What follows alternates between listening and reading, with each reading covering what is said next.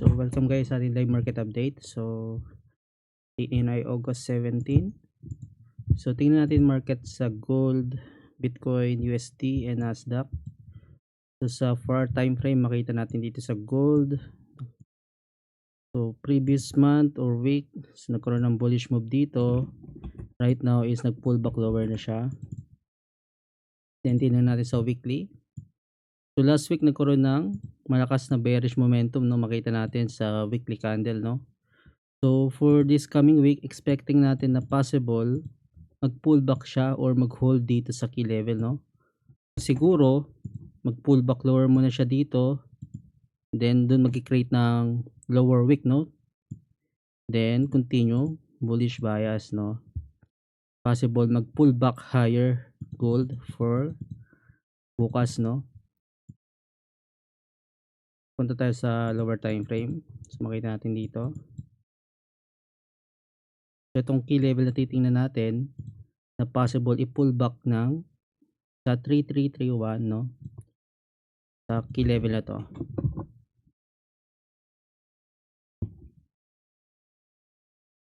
So roll out natin.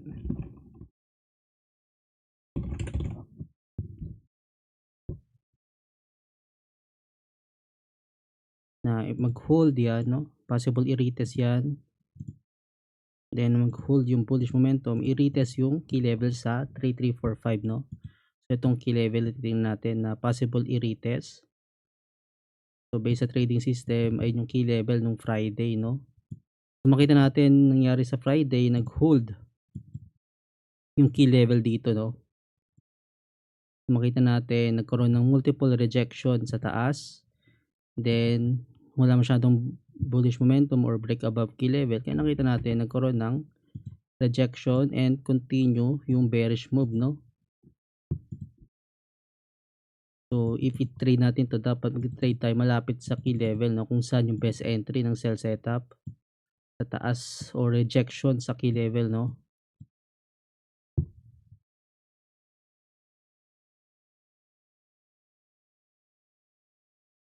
Sa DXY tingnan natin. Ayan. So weekly karoon ng bearish move last week, no. So as long as nag-hold above tayo dito sa 97.5 key level, no. So possible i-retest yan next week. Then if mag-hold above yan, bullish bias pa rin tayo sa USD, no. So USD index to, ibig sabihin lahat ng USD pairs kagaya ng Euro USD, Pound USD, no.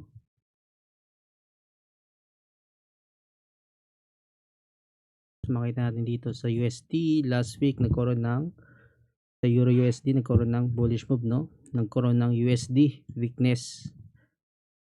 And kung titingnan natin sa DXY is nagkaroon ng bearish move, no. Opposite lang sila, inversely correlated dahil sa USD currency.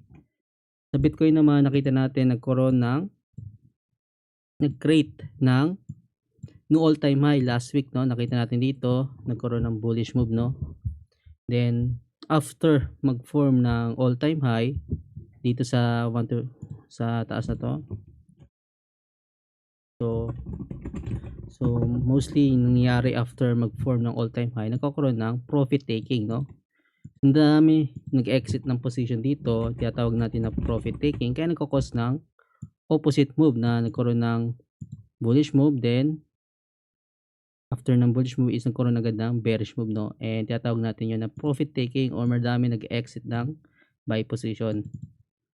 So makita natin sa 4-hour daily, makita natin dito, no, nagkaroon ng all-time high and nakita natin yung bearish momentum, no, malakas, and nag-bearish move yan. So nakita natin itong move na to, share natin to sa group natin, no, sell signal gamit yung trading system. Share natin yan, nandito pa lang yan, no. Nakita natin nagkaroon ng continuation ng bearish move, no, and nakita natin bumaksak yung Bitcoin. As of now makita natin nagko-consolidate or nag-range na lang yung Bitcoin dito. Possible next week ano ba yung bias natin dito? Possible neutral lang tayo, no, na possible mag-range lang yung price dito wala masyadong fundamental bias or catalyst na possible mag-break up below dito or break above, no? Or continue ulit bullish move, no? Depende, mag-break sa range market dito.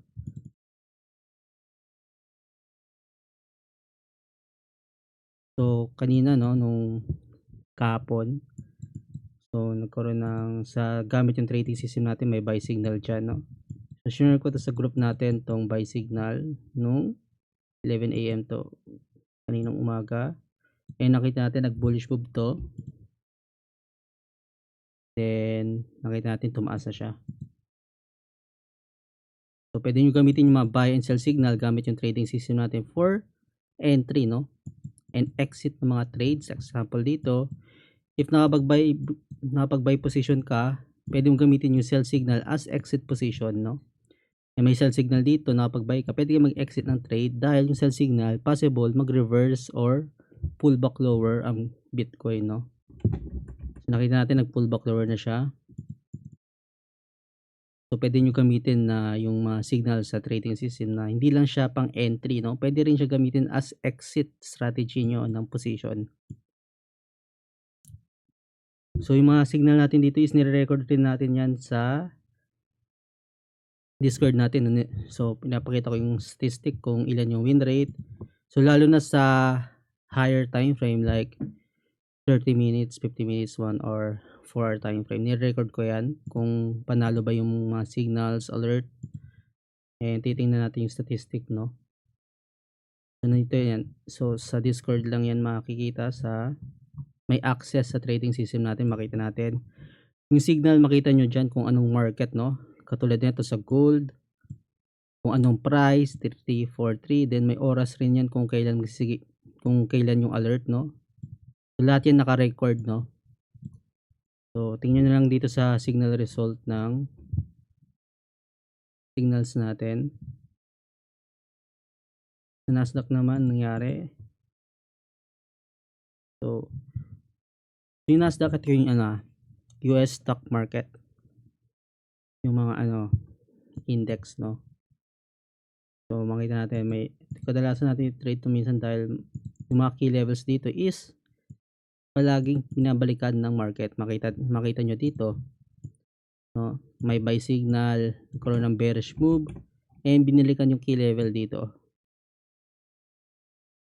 Same rin dito, no? Possible balikan yung key level sa taas. So, ayan, may mga confirmation tayo dyan.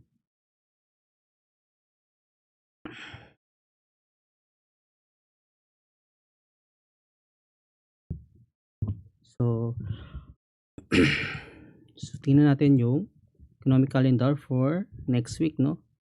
So, Wednesday, meron tayong interest rate decision sa New Zealand, no? CPI naman sa UK, CPI naman sa Eurozone, no? CPI, ibig sabihin inflation data. Then sa Thursday, meron tayong FOMC, initial jobless claims.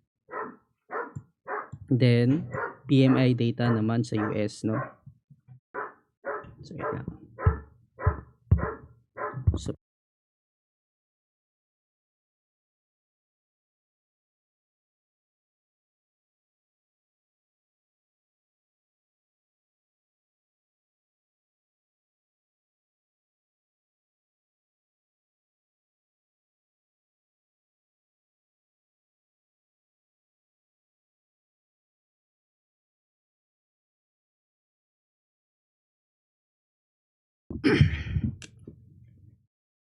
So, ayan, balik na tayo. And sa Friday naman, meron tayong GDP sa Euro, no? And Fed Chair Powell speaks sa US. So, yung mga key data na titingnan natin for next week, no? Then, adapt tayo accordingly, depende sa actual data. Paano mag-interpret ng data, dapat aralin natin yan kung paano yung impact ng mga fundamental second economic data report.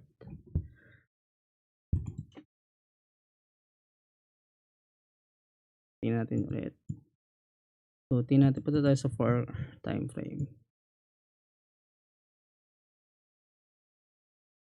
So, yung titingnan natin ulit dito sa gold is itong price level sa 330, no?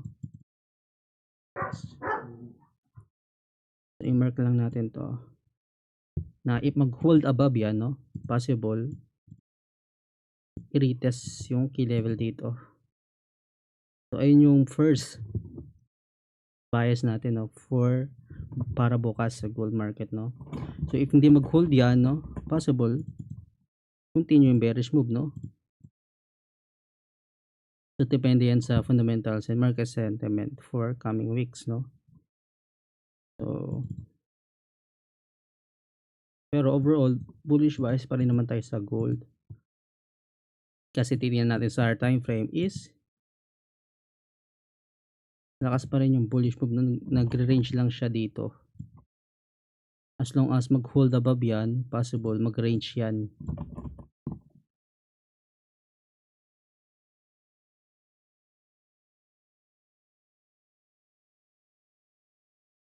So ayun yung bias natin sa gold. Sa Bitcoin ganun rin, no? Na possible mag-range lang dito. So hintayin natin kung saan mag-breakout, sa bababa or sa taas.